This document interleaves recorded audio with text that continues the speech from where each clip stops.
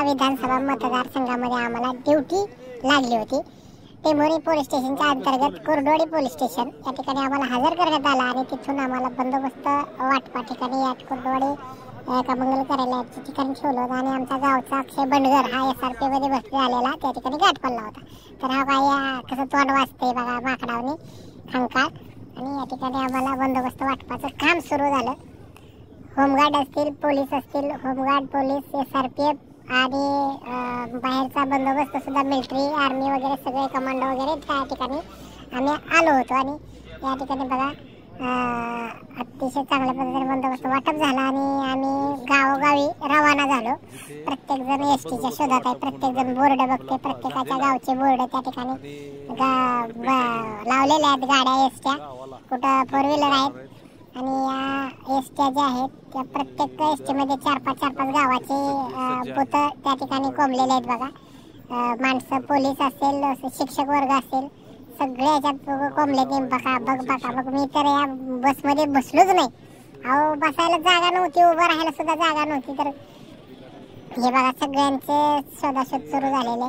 आमचे होमगार्ड बांधव, पोलीस बांधव या ठिकाणी आपल्या स्वतःच्या बसा पकडून ठेवलेल्या आहेत। बाहेर आतमध्ये गरम होते म्हणून पुढे आलेले कापडे साहेब आमचे इन्चार्ज, माग सगळे आमची मंडळी बसले, अलीकडे गोरे साहेब आहेत, दीपक गोरे, परत ते सगळे असे आम्ही उभं राहिले। त्यांना ब्लॉग म्हणजे एक विचित्र वाटतं कल्पना, परंतु ही परत आपले ऐतिहासिक क्षण असतात, हे जपून ठेवले पाहिजेत। आपल्या त्यावेळेचे कशा पद्धतीने आपण वागलो हे सगळं कळतं नाही का। हा अक्षय बंडगर आमच्या गावचा SRPF जवान इतका लाजतो, फोटोत नको, व्हिडिओ मध्ये नको म्हणत होता, तेव्हा STच्या पाठीमागे लपलाय, तरी पण मी त्याचा पाठलाग केला, हळूच डोकून पाहिलं होतं आता त्यानं। असू द्या, वाटते लाज सोशल मीडियावर, कोणाला नको वाटतं। हे आमचे ननवरे अतिशय शूटिंगला उत्सुक माणूस, प्रत्येक ठिकाणी त्याच्या आला याला काय सांगायचीच गरज नसते, धाव धाव करतो। पण चांगली गोष्ट आहे। मॅडम चाललेत आपल्या STकडे बंदोबस्तासाठी आणि मॅडमचं प्रमोशन पण झालेलं आहे, त्यांना 2 स्टार मिळालेले आहेत। असं त्यांना चांगली गोष्ट। आणि या ठिकाणी लवंग या ठिकाणी माझी ड्युटी होती। आम्ही दोघं या ठिकाणी SRPF जवान आणि मी या ठिकाणी एकत्र होतो आणि तिथल्या महिला वर्ग आमची ड्युटी चालू होत असताना आमच्याबरोबर एक फोटो काढला त्यांनी। आणि रात्रीच्या जेवणासाठी बघा या ठिकाणी त्या गावनी लवंग सेक्शननी या ठिकाणी हरामखोर लोक निघले बघा तिथले, पुण्यात बांधून आणलं होतं ते मटण म्हणलं म्हणून आम्ही मटण सांगितलं कोणाला आवडतंय म्हणून, आणि राव काय मोठं पीस होतं, नेमकं काय दिलं बिचाऱ्याने काय नाही काय माहीत।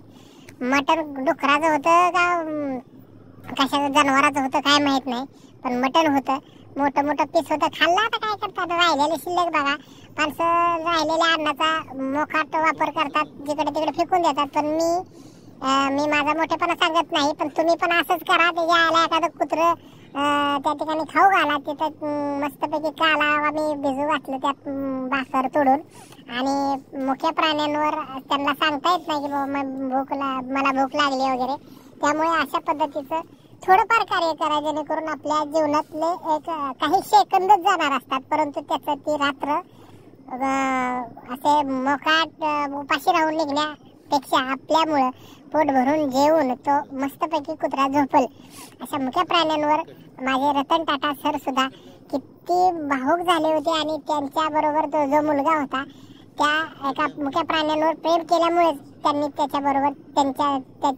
तो मुलगा ठेवला होता।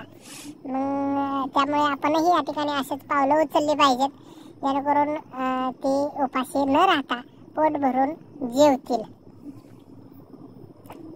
मोकाट रस्त्यावरची कुत्री मरत असतात, त्यामुळे त्याच्या गळ्यात पट्टा बांधला होता त्या मुलाने, रतन टाटांबरोबरच्या मुलाने।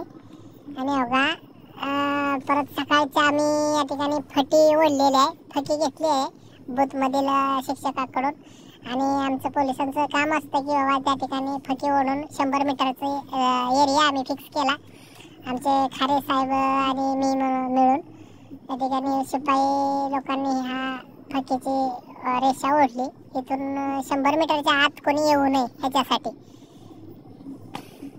हा अतिशय सकाळचा कार्यक्रम आहे, गाव झोपीत आहे आणि या ठिकाणी बंदोबस्ताचा म्हणजे मतदान चालू होण्याच्या अगोदर हा विषय चालू आहे बघा. अतिशय सगळी तयारी चालू आहे आता. पूजा बिजा बंद केली ईव्हीएम मशीनची आता गावकऱ्याकडून, कारण की तो गैरप्रकार होतोय. आता सगळं जांगजोड चालू आहे आमचे बुथवाल्यांची आणि आता आमचा खरा बंदोबस्त चालू झाला. आमच्या अधिकाऱ्यांबरोबर फोटो घेतला आणि गावकरी मंडळ या ठिकाणी आता सुरू झाले लाईनी लावून सगळं ओके मध्ये. आणि सकाळ 11-12 वाजेपर्यंत कोणी कुत्रे येत नाही. शेवटचं जे गर्दी करतात बंदोबस्त संपला.